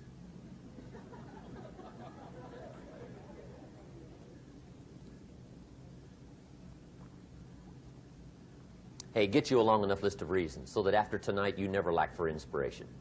You might not have all the answers right away, but you can get the answers if you can get the reasons. Now, let me give you a little simple formula for goal setting. Okay? We take 2.5 hours on the weekend for the whole 10-year plan. We don't have time for that tonight. But let me get you started with a little simple formula Mr. Schoaf gave me. And maybe this will be helpful. First of all, I've divided goals into 2 parts. First is long range. Long range goals. That's your dreams. Your dreams for the next 3, 5, 10, 20, 30, 40 years. Actually, the rest of your life. Your dreams. You've got to keep dreaming. Ronald Reagan, president, said to the joint session of Congress a few weeks ago, the republic is a dream. And if we don't keep dreaming, we will lose the republic. Your better future is a dream for yourself and for your family. Where do you want to go? What do you want to do? What do you want to be? What do you want to see? You've got to dream dreams. There's a Bible phrase that says, without dreams and visions, people perish. You've got to have something to go for that inspires the heart and the soul. Dreams. From the children of Sanchez, it says, take the crumbs from starving soldiers, they won't die. Take the bread from hungry children, they won't cry. But without dreams, we all will die. You've got to dream. Don't lose your dreams for yourself, for your future, for your family. The dreams of love and enterprise and travel and doing things, becoming something unique on your journey here. Don't lose your dreams. Do some dreaming. That's long-range goals. You've got to have those. So that's number 1. Here's the second part of goals, short range. Short-range goals. That's your goals for tomorrow, this week, this month, this year, the immediate future. We call these confidence builders. Because if you set up something short-range, go for it. Get it. Latch onto it. Work hard. Accomplish it. That starts building your strong feelings to go for your dreams. Now, I've divided goals into 3 categories. Here they are. Number 1 is economic. That's your goals for money, income, business, profits, production. Economics. Make sure you've got your economics well planned. Economics plays a major role in everybody's life. Economics is major, which means it ought to be meticulously well planned for tomorrow, this week, this month, this year, long range. What if you asked somebody tomorrow if you could see their meticulously well-planned list of economic goals? What would they probably say? They say, you some kind of a nut? You must be weird. Hey, I found out what success is. Success is doing what the failures won't do. Make sure you've got your economics well planned. It'll put you in the top 5%. One of the key little subjects we talk about on the weekend is the 7 fundamentals for wealth and happiness. And that's one of them, well-planned economics. It's a fundamental if you want to do well. Join the top 5%. Anybody in this room can join the top 5%, if you will. Okay. Now here's the second category of goals, things. Make a list of the things you want. And on my list of things, now I put everything. Little things as well as major things. Doesn't matter how small it is, it goes on my list. I used to just put major things, cars, homes. I don't do that anymore. I now load my list with everything. Everything. And the reason is, part of the fun of having a list is checking it off.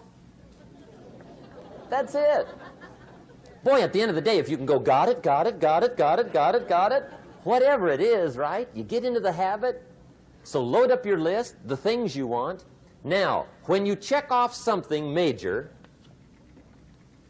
celebrate. That's an important point to make. Celebrate your achievements. Live it up. Have a party when you reach something you've worked for a while. See, we all grow from two experiences. One is called the pain of losing. The other one is called the joy of winning. We need both of them. Amplify them as much as you can, which also means make losing painful. If you set up something, fooled around, didn't get it, put it on yourself. On the other side, if you did get it, congratulate yourself. Self-congratulations is a sign of maturity. Seeking congratulations is a sign of immaturity. But hey, winning and losing, see, that's what it's all about. That's the name of the game. Now, some people lead such mediocre lives, at the end of the day, they don't know whether they're winning or losing. They got no clue. Guy's just going through the day with his fingers crossed. There's a better way.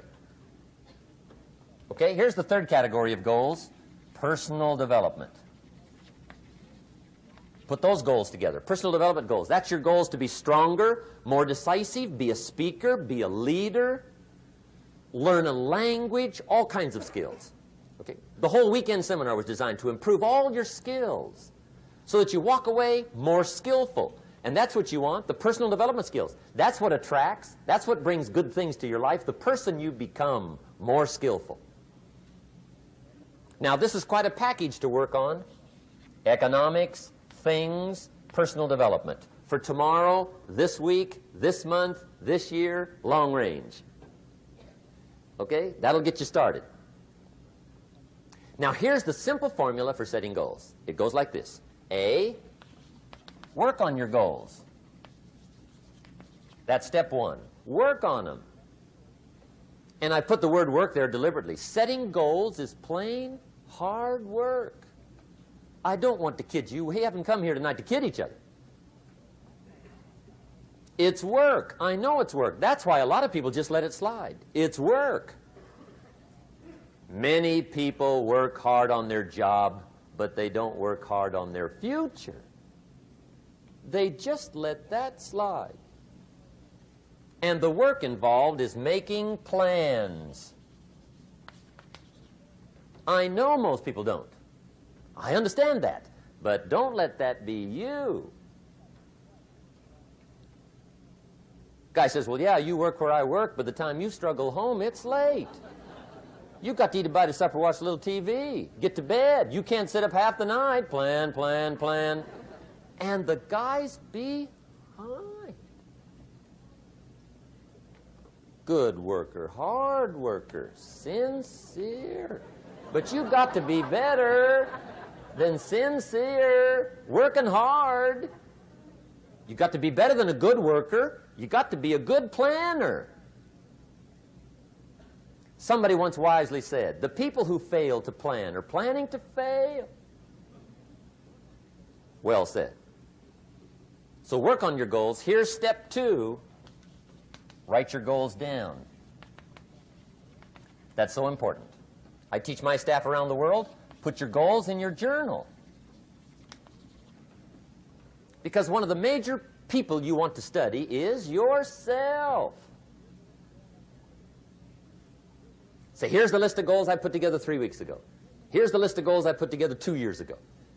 Here's some of the changes I made, rearrangement of my priorities. I scratched these off. I put these on. I've gotten these. Study your accomplishments. Study what your desires are. Put them on paper. Write them down. Here's another reason for writing your goals down. It shows you're serious about doing better. And to do better, you got to get serious. You don't have to be grim, but you must be serious. Everybody hopes things will get better. Everybody hopes. Poor people hope. That ought to tell you something. It means the future does not get better by hope. It gets better by plan. I used to have the affliction called passive hope. It's an affliction. It's bad. Probably what's even worse than that is happy hope. Now that is really bad. That's bad. Happy hope. The guy's 50 and he's broke and he's still smiling. See, that's not good. So get serious about your goals. Put them on paper. Write them down. There's all kinds. His goals, her goals, their goals. Business goals, financial independence goals, family goals. I mean, there's so many things to work on this that if you don't get busy and work on it, sure enough, the time will pass. And sure enough, 5 years from now, you'll wind up where you don't want to be, wearing what you don't want to wear, driving what you don't want to drive, being what you don't want to be. Now's the time to fix it. Now, here's the third step to your goals. Check the size of your goals and the kinds of goals. How big they are, what kind they are, affects you. And here's one of the important phrases of the evening. Your goals are affecting you, whatever they are. Your goals affect your handshake. Your goals affect your attitude, personality. Your goals affect the way you walk, the way you talk, the way you dress. All day long, we're being affected by our goals. Now, some people have goals, but they have such lousy goals. The effect is bad. I asked a guy one time, what are your goals for this month? The guy said, look, if I could just scrape up enough money to pay these lousy bills. That was his goal. I'm not saying it isn't a goal. It's a goal, but it's such a lousy goal, the effect is bad. You don't jump out of bed on Monday morning and say, oh boy, another chance to go out and scrape up the money to pay my lousy bills. See, you don't do that. Usually you say, oh, not another Monday.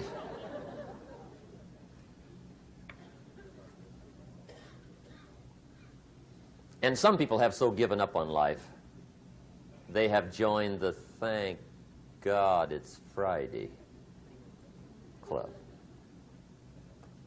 How sad. Surely those are the same people, when life is over for them, will say, thank God it's over. Let me give you a Bible philosophy that teaches how to get whatever you want. That's the title of the next set of notes. How to get whatever you want. From the Bible. Now again, I'm an amateur when it comes to the Bible. I'm not a pro. But this I can quote, and I think that'll be sufficient. How to get whatever you want. Here's what it says if you're ready. It says, ask,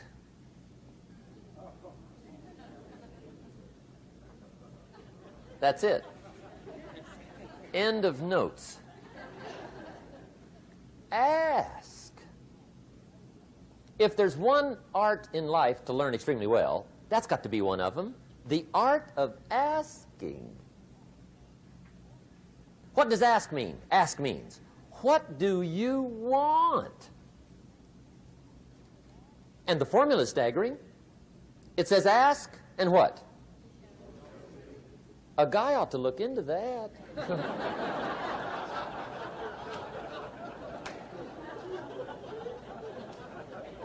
He says, yeah, but you work where I work, by the time you struggle home, it's late.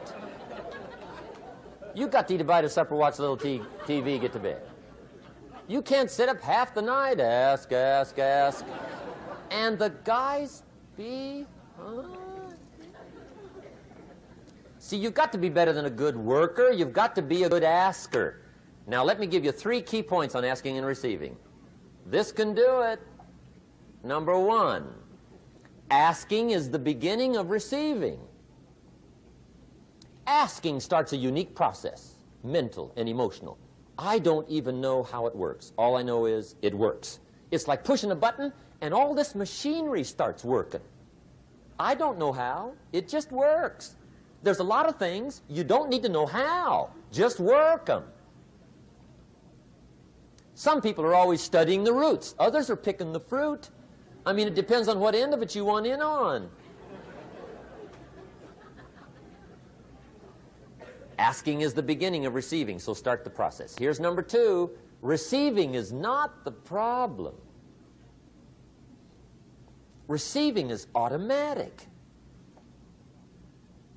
Now, if that's true, receiving is not the problem, what's the problem? Failure to ask might be one of your major problems. I don't know. Check it out. The guy says, oh, now I see it. I got up last year and hit it every day, but there's not a scrap of paper with my goals on it.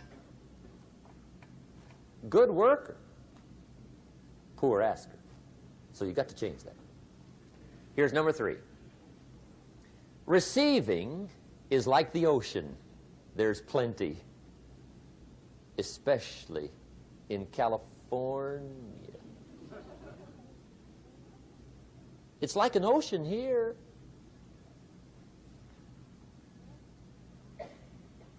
Success is not in short supply. It isn't rationed, and you stepped up to the window and it was all gone. No, no, no. It's like an ocean here. Now, if that's true, what's the problem? Well, some people go to the ocean with a teaspoon. Have you got the picture? See, what you want to do in view of the size of the ocean is trade your teaspoon for at least a bucket, and you'll look better down at the ocean. Kids won't make fun of you, right? Okay. Now, there's 2 ways to ask, and we'll wrap up goal setting. 2 ways. Here's number 1. Ask with intelligence. It didn't say ask intelligently, but I'm sure it meant that. Don't mumble. You don't get anything by mumbling. Be clear. Be specific. Intelligent asking means how wide, how high, how soon, when, what size, what color, how much. Define what you want and describe what you want. That's powerful. In the weekend seminar we teach, goals become like a magnet. They pull you that direction. And the better you describe them, the more they pull. So ask intelligently. Here's number 2. Ask with faith. That's the childish part of the equation. Believe you can get what you want like a child. Not an adult. Adults are too skeptical. So the formula really reads, make plans like an adult and believe in them like a child. And the most incredible things will happen. Just try it for 90 days. Just try it. You can always go back to the old ways. Just try it. Just 90 days, 90 days. Now, here's the last qualifying phrase on goal setting, as we promised to qualify everything. And it simply goes like this. Remember, you won't get everything you want. And we've already studied the reason for that. Simply, sometimes it hails on your crop and rains on your parade. It's that kind of planet. So you won't get everything you want, but if you will work this goal-setting formula, you can get plenty for wealth and happiness. Okay, that's goal setting. We use it around the world. We recommend it. Now, maybe it won't work as well for you as it has for me. I don't know. Maybe not. But what if it did? You got to try. Okay. Here's the last subject, the day that turns your life around. Let me just quickly give you a list of 4 emotions that can change your life in one day. Emotions are powerful. Sometimes it doesn't take much to alter your whole life direction.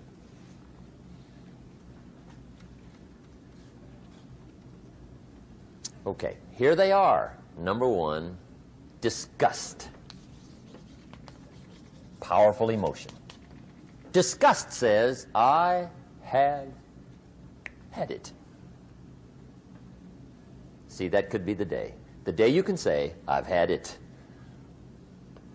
And whether you've had it with something small or something major, the day you can say, I've had it, may not be the day it ends, but the day it begins. That's what I said when that little Girl Scout left my door when I'm 25. I give her the big lie, she leaves, I say, I don't want to live like this anymore. I've had it with lying and being broke. Powerful day. The man's finally had it with mediocrity. He's had it with being a loser. He's finally had it with those awful sick feelings inside, knowing his wife is at the grocery store looking at 2 cans of beans, one marked 37 cents, one marked 39 cents. And the guy sick inside knows his wife's going to buy the 37-cent can, and she doesn't even like the brand. Do you know why she's going to buy the 37-cent can? To save 2 cents. The guy sick inside finally says, I've had it. Being on my knees in the dust looking for pennies? We're not living like this anymore.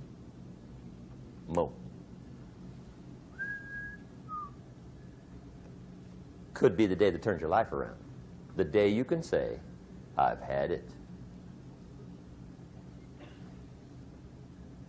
He walks into his closet and rips everything in it to shreds and says, I've worn this embarrassing stuff for the last time. And not only will I never wear it again, no one else will ever wear it again. Commit an act that says, I've had it. Powerful. Here's the next one, decision. And decision-making is powerful. And it's emotional.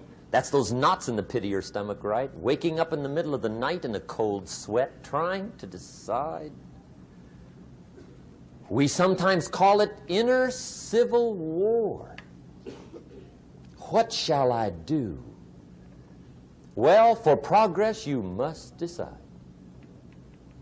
The best advice I can give you came from a wealthy friend of mine who said, if it's easy, do it easy. If it's hard, do it hard. Just get it done. If you went home tonight and in the next few days cleaned up a whole list of decisions, that might furnish enough inspiration for the next 10 years. I found this out many times after you've decided. Getting on with it is easier than deciding. Sometimes decision is the toughest part. Here's the next emotion, desire, wanting to bad enough. And I don't know how to tell you to want to. That's something you've got to come up with. There's 2 things I know about desire. Number 1, it comes from inside, not outside. You don't send off for it. Number 2, I know desire can be triggered by something. Who knows what it might be? Sometimes desire waits and sleeps for something to happen. Maybe it's a book, maybe it's a song, maybe it's a sermon, maybe it's a lecture, a seminar, maybe it's the conversation of a friend, a happening, an event. Who knows? The best advice I can give you is what I give my staff. It goes like this: welcome every human experience. You never know which one is going to turn it all on. Even the bad experiences. Sometimes from the bitterest experience comes the greatest awakening. So let down the barriers, take down the walls. The same wall that keeps out disappointment keeps out happiness.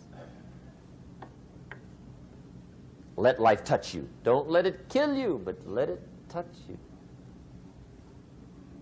Here's the last one. This one's powerful. Resolve. Resolve says, I will. Two of the most powerful words in the language. I will. Benjamin Disraeli once said, nothing can resist a human will that will stake even its existence on the extent of its purpose. Shortly put, I'll do it or die. See, that's powerful. That could be the day that turns your life around.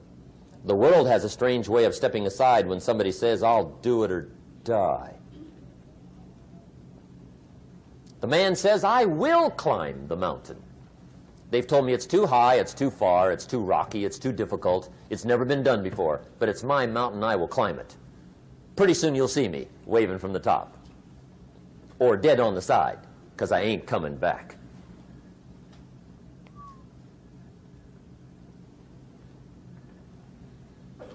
The best definition I ever got from the word resolve came from a little junior high girl in Foster City, California, up north.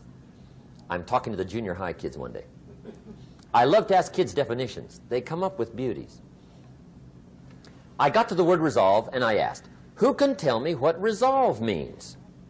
And I got several hands, and they were all pretty good, but the last one was the best. Little girl, about 3 rows back, held up her hand. She said, Mr. Rohn, I think I know what resolve means. I said, darling, what do you think it means? She said, I think it means promising yourself you will never give up. I said, that's it. Webster, stand aside. That is the definition. Promise yourself you will never give up. I asked the kids, how long should a baby try to learn how to walk?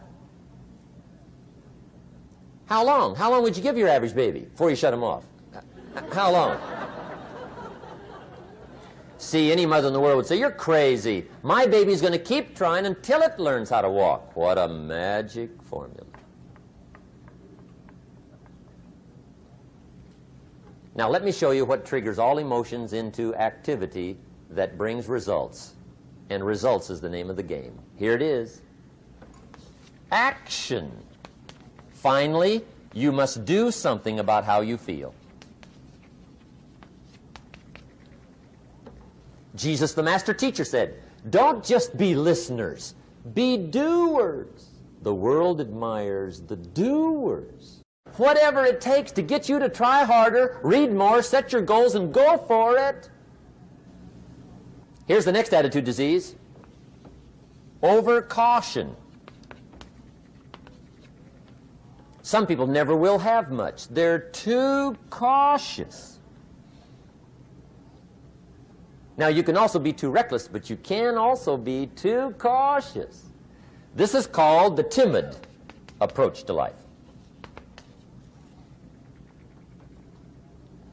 And my caution was always the risk. Risk used to drive me right up the wall. I used to say, what if this happens? It's called the language of the poor. What if this happens? And on top of that, if this was to happen, look at the fix I'd be in. I better not try. I could always ace myself out. Then I'll tell you what changed my whole life when I finally discovered it's all risky.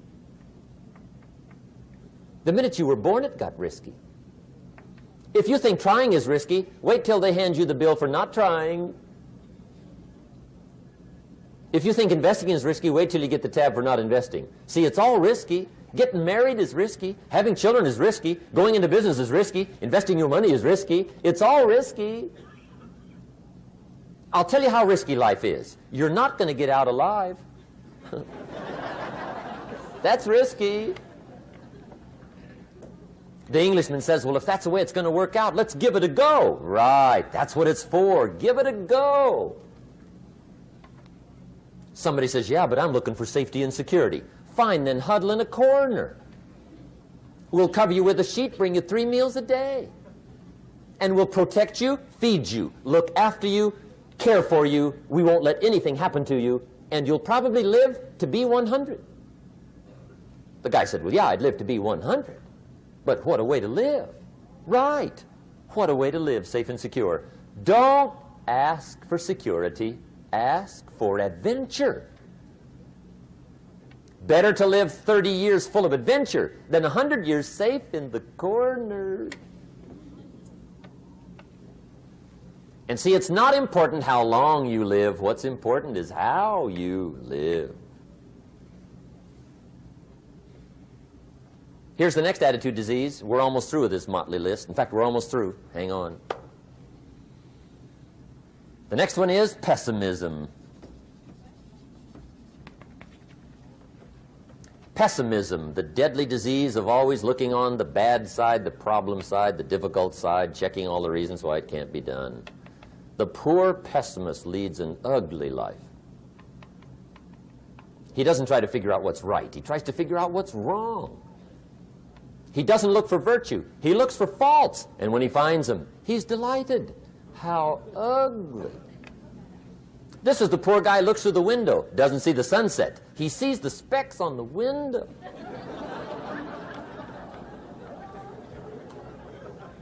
And this is the poor guy, right, who rushes up, takes such leave of his senses. This guy rushes up and he says, I've got 5 good reasons why it won't work. He's so dumb he doesn't know. All he needs 1. He's got 5.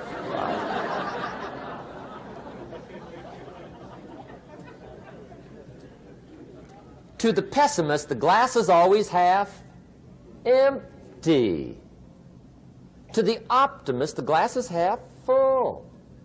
Why would the same measure affect people 2 different ways? Answer, it all depends on how you look at it. Our lives are mostly affected by the way we think things are, not the way they are. The way we think they are affects us most. There's a subject we don't have time to get into tonight called better thinking habits. One of the major things Shove taught me when I met him, he said, poor thinking habits keeps most people poor. Not poor working habits. Most people work hard, but they don't think hard. And Shove taught me that the mind is like a factory, a mental factory. And whatever you think about all day long pours ingredients into this mental factory. And that's what builds the economic, social, financial fabric of your life. He quoted me a Bible phrase that says, as you think, so you become. How awesome. When he talked about poor thinking habits, he had me. I used to start the day reading the morning newspaper. I mean, you can believe that or not. I'd get a cup of coffee and read the paper. I'd load up on wars and riots and murders and stabbings and killings and bank robberies and muggings and car wrecks and tragedies. I'd even read the back pages. I seem to like that stuff for some weird reason. I'd load up on all that, and then I'd start the day. You can imagine the kind of days I used to have. You walk around on your financial knees. They call you economic peewee.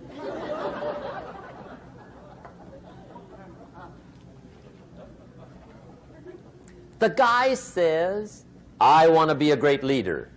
Wonderful. The first thing we do is follow him to his house. When we get there, we walk in and check his library, number 1. Somebody says, well, why check his library? The reason is because what a man reads pours massive ingredients into his mental factory, and the fabric of his life is built from those ingredients. You would not believe what some people have got in their house to read. You would not believe. One of the best dressed up words I know for a lot of it is trash. Can you imagine dumping a barrel of trash into this mental factory every day and coming out with a rich, dynamic, positive life? It can't be done. You might as well try making a cake with cement. The kids back in Danbury, Connecticut, high school, they're asking me questions one day. I'm talking to the kids. Kids got good questions these days. One of them said to me, Mr. Rohn, how do you build the good life? I said, it's simple. It's not easy, but it's simple. Here's how you build anything. Select the right ingredients, keep out the wrong ingredients, and it starts with thought. Everything starts with thought. So you must be wise and careful what you think about, because that starts everything. You got to be wise and careful. I asked the kids, what would happen if somebody dropped sugar in my coffee? They said, well, you'd be okay. I said, what if somebody dropped strychnine in my coffee? They said, well, you'd be dead. I said, correct. Lesson 1. Life is both sugar and strychnine. You gotta be careful. I said, what if my worst enemy drops in the sugar? They said, will you be okay? I said, what if my best friend, even by accident, drops in the strychnine? They said, well, you'd be dead. I said, correct. Lesson 2, watch your coffee.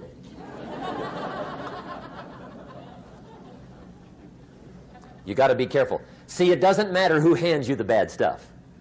It doesn't matter where you get the bad stuff. It'll still do its damage on your bank account, wherever you get it. Mr. Schoaf gave me one of the greatest phrases when I first met him when he said, Jim, every day stand guard at the door of your mind. How important. Stand guard at the door of your mind.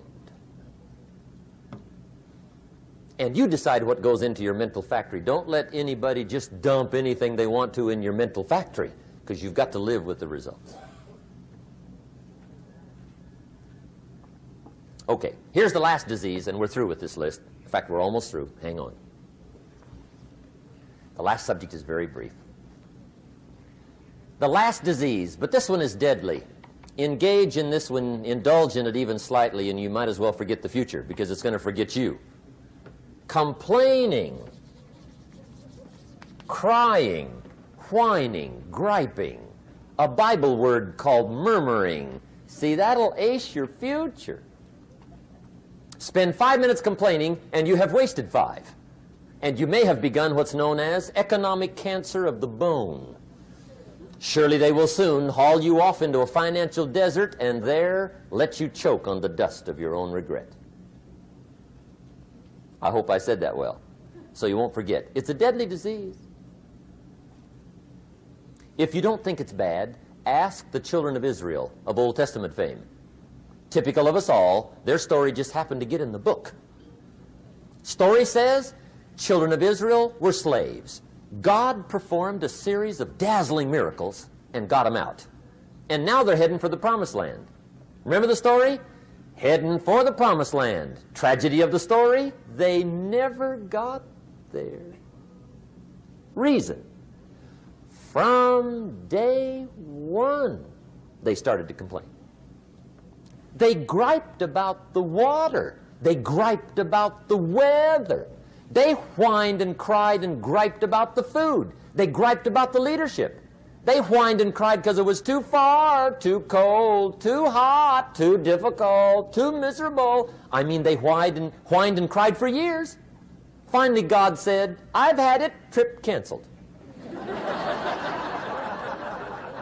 Or something like that. The story says they died in the desert, never got to the promised land. Which I think means 2 things. Indulge in this long enough, you get your future canceled. And I guess it also means even God himself can only take so much.